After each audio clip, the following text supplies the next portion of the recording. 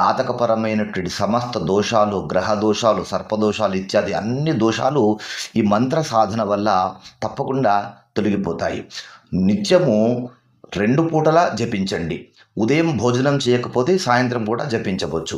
లేదు ఉదయం భోజనం చేసేటైతే కనుక ఉదయమే జపించండి. ఎంత అధికంగా జపిస్తే అంత అత్యధికమైనటువంటి ఫలితము లభిస్తుంది.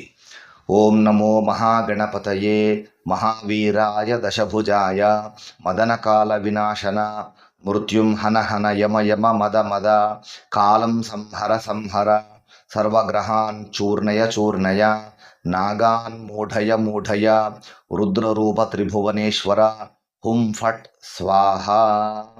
ఇది అద్భుతమైనటువంటి మంత్రము.